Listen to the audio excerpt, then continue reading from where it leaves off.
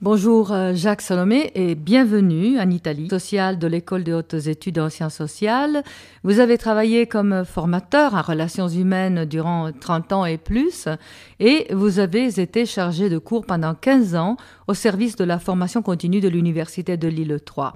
À ce moment, je pense que c'est votre 63e bouquin qui va paraître, si je ne me trompe pas. Il y a 9 bouquins qui ont été en plus édités par et les lecteurs peuvent voir en ce moment la couverture du bouquin qui est en impression sur l'écran.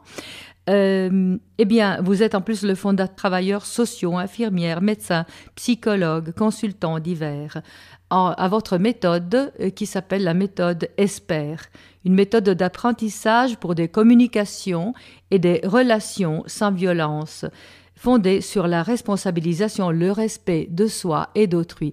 Vous êtes donc un expert psychosociologue des relations humaines et le titre de évolution relationnelle. Or, ceci est très curieux parce que les relations humaines sont aussi vieilles que l'humanité et on se demande en quoi votre approche est révolutionnaire. Alors justement, vous venez de dire quelque chose d'important. Les relations humaines sont aussi vieilles que l'humanité, mais justement, elles sont aussi mauvaises et peut-être de plus en plus mauvaises depuis le début de l'humanité. Nous sommes fondamentalement des êtres de relations, emprisonnés, mais d'êtres reliés, autrement dit, nourris, alimentés par des relations significatives. Au fond, il y a 7 grandes relations qui tissent notre existence. En amont, les relations à nos parents, papa, maman, qui vont durer toute la vie, mais qui prennent beaucoup d'importance. Les relations amoureuses, les relations de couple. C'est symbolique ce que je dis du côté droit, les relations dans le monde du travail. Et je rappelle d'ailleurs que travailler, c'est vendre 8 heures de sa vie tous les jours. Et que la question la plus importante, c'est pas combien je la vends, même si la question du salaire est importante, mais c'est comment je la vends. Et sur le plan du comment, on la vend mal, il y a beaucoup de violence, beaucoup de qui tissent notre existence, c'est la relation aux enfants quand on en a. Les enfants, c'est notre part d'éternité. Moi, je suis le père de 5 enfants, je ne serais pas l'homme que je suis sans avoir rencontré chacun de ces enfants sur le parcours de ma vie à différents âges, de 24 ans, et le dernier a été conçu quand j'avais 30 ans. Donc c'est quelque chose de très très important, parce qu'il faut savoir aussi, mais j'en parlerai un peu plus tard, que les enfants sont d'une très grande habileté pour réveiller l'ex-enfant qui est chez nous, pour remettre à jour l'ex-enfant qui est chez nous. Une autre relation importante, c'est la relation à soi-même. Si je ne suis pas un bon compagnon pour moi, je ne suis pas non plus un bon compagnon pour les autres. La relation à la planète qui nous entoure, à cette planète Terre qui nous a accueillis, nous les humains, et pour lequel on devrait avoir plus de respect, plus de bienveillance, plus d'amour. Je crois qu'on la maltraite, et le cadeau que je fais moi par exemple à cette planète, j'ai 76 ans, depuis plus de 60 ans par exemple, c'est que je plante des arbres, c'est mon cadeau, c'est ma relation, je nourris ma relation à la planète Terre en ne gaspillant pas l'eau, en plantant des arbres, en essayant de polluer au minima cette planète. Et puis, bien sûr, suivant nos croyances, je crois qu'il y a une part de divin à chacun d'entre nous que j'ai découvert tard, moi, dans ma vie, autour de 45-50 ans. Et je crois qu'il est important d'établir une relation à ce divin. Donc, ces 7 grandes relations construisent, tricotent, tissent notre existence. Et la révolution, au fond, que je propose, c'est d'abord de découvrir, et ça c'est un scandale, que nous sommes chacun des infirmes de la communication. Personne ne nous apprend à communiquer. On nous apprend à nous laver les dents, à nous peigner, à prendre soin de notre corps, à avoir des comportements de politesse, de sociabilité minima, etc. On nous apprend à respecter des règles de conduite quand nous circulons, rouler à droite, doubler à gauche, s'arrêter à un stop, etc. Et on ne nous apprend pas cette matière vitale, essentielle, qui est au cœur même de la vie, apprendre à communiquer. communiquer, ça veut dire mettre en commun. Mettre en commun. Autour de 4 démarches. Et vous voyez, je commence déjà à vous énoncer un peu les bases de la méthode ESPER, qui sont cette révolution que je souhaiterais introduire, qu'on apprenne, oui, d'avoir l'humilité de découvrir que nous sommes des infirmes et le courage, quel que soit notre âge, que nous pouvons apprendre à communiquer. Qu'est-ce que c'est communiquer? Je le répète, mettre en commun autour de 4 demandes, 4 bases. Demander, donner, recevoir, refuser. Vous avez toute la communication humaine. Vous pouvez vous interroger, tout échange comporte l'un ou l'autre de ces points. Demander, donner, recevoir, refuser. Et si donc dans un échange conjugal, un échange parental avec nos enfants, un échange filial, nous, comme enfants, vis-à-vis de nos propres parents, un échange social avec un voisin, eh bien, vous allez découvrir que vous utilisez un de ces 4 ancrages, demander, donner, recevoir, refuser. Et je vous surprendrai si je vous disais par exemple que jusqu'à l'âge de 35 ans, je ne savais pas demander, je ne savais pas refuser, je ne savais pas dire non. Par contre, je donnais beaucoup, avec l'espoir secret qu'on me rendrait peut-être. Et puis, au niveau du recevoir, j'étais une poubelle. On pouvait tout déposer sur moi. Je ne me respectais pas.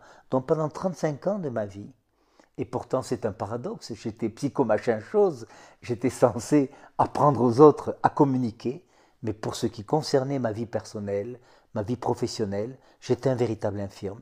Je ne savais pas demander, je ne savais pas refuser, je proposais des relations avortées à ceux qui m'entouraient. Et donc vous voyez cette notion, cette véritable, pour moi une véritable, que la communication, ce n'est pas une succession d'improvisation, ce n'est pas une succession que il faut sortir de cette sorte d'approximation, d'improvisation, de tâtonnement dans lequel nous sommes en permanence, mais aussi de sortir par le milieu. Les conditionnements que vous pouvez recevoir ici en Italie du Nord ne sont pas les mêmes que ceux que moi j'ai pu recevoir dans le midi de la France, etc.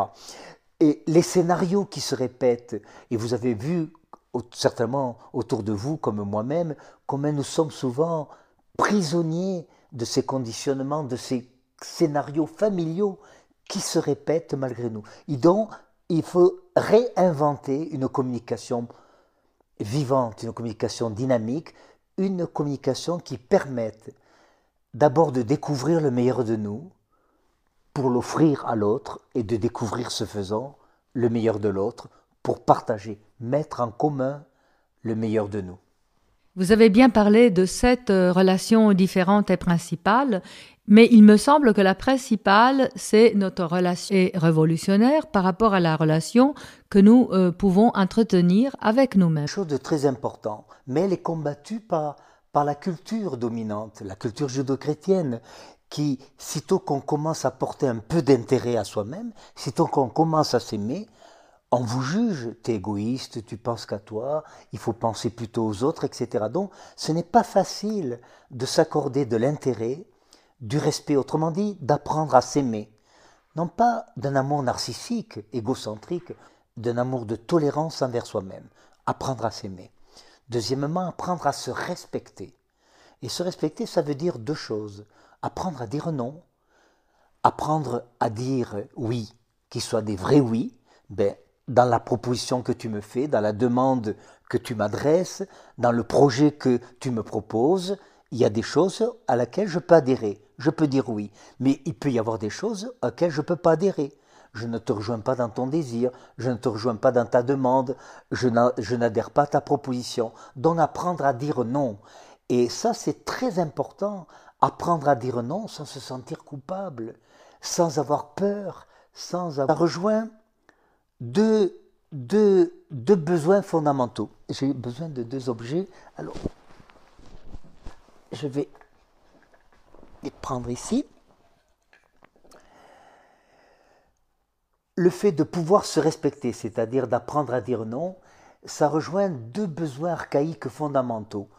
Un besoin d'affirmation que nous avons en nous et un besoin d'approbation.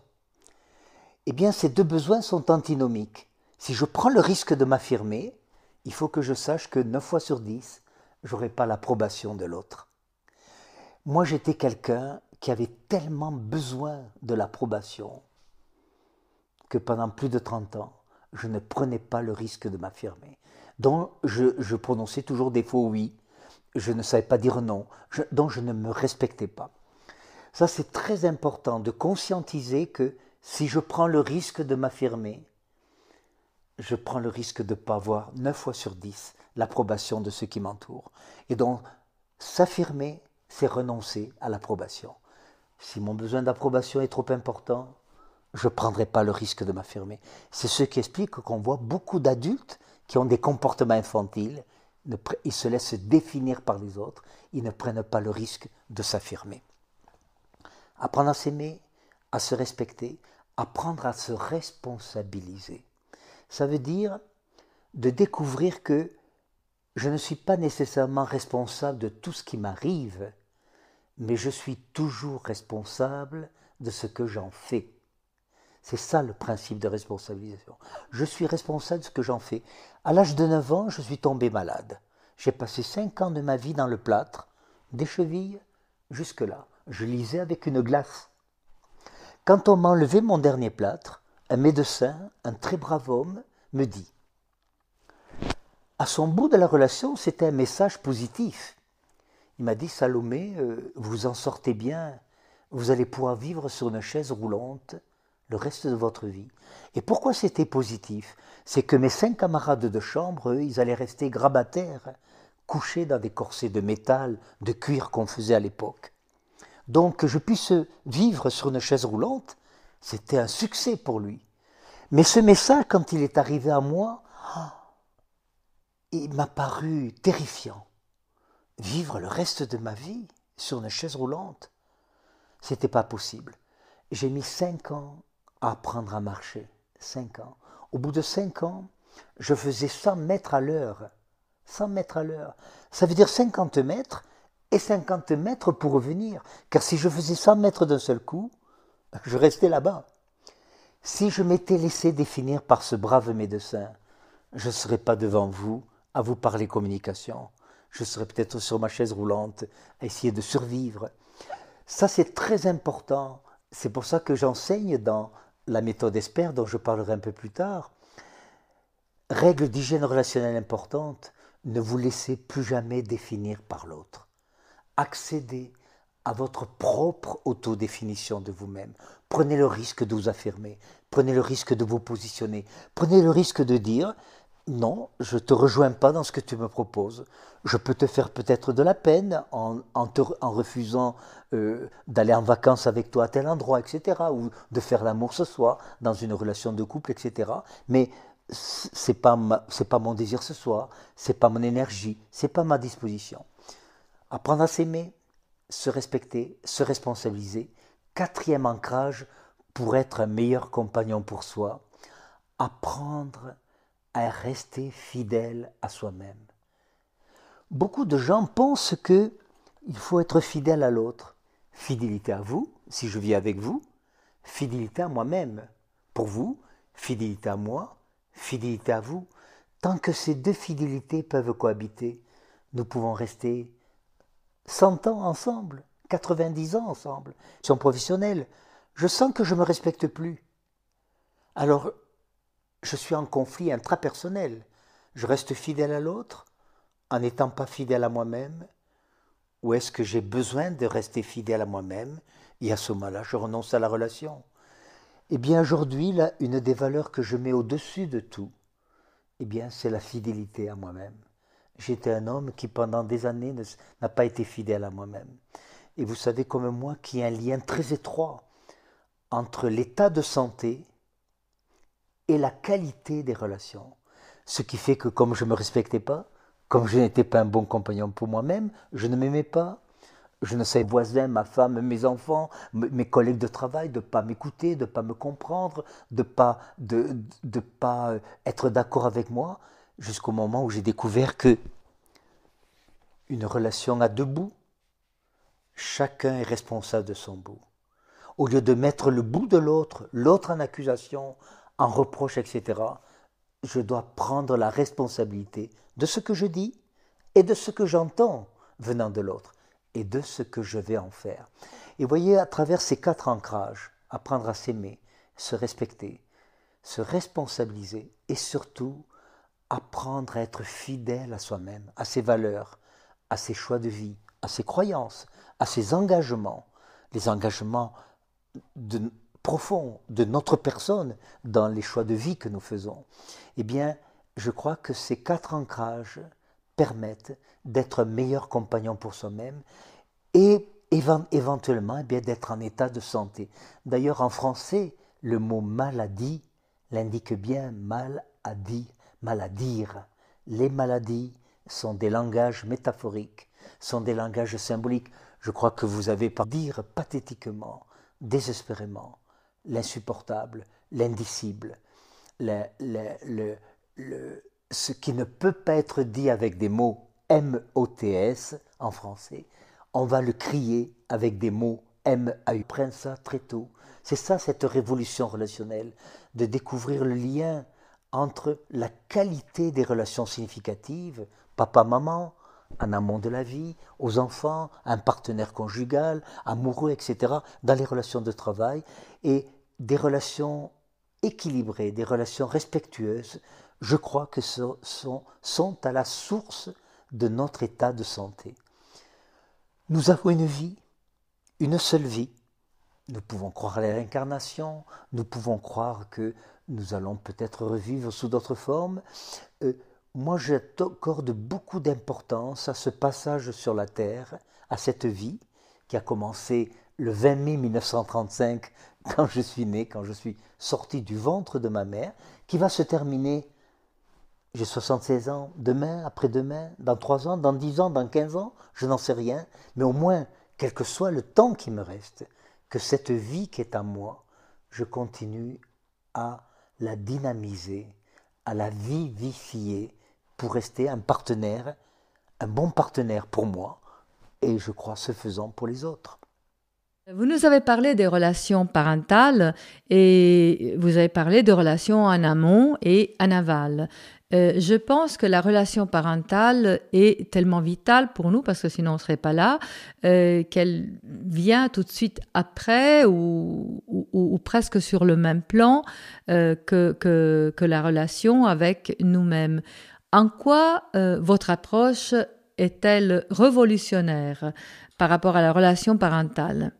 Alors d'abord, mieux comprendre que vis-à-vis de nos parents, nous sommes souvent en conflit intrapersonnel.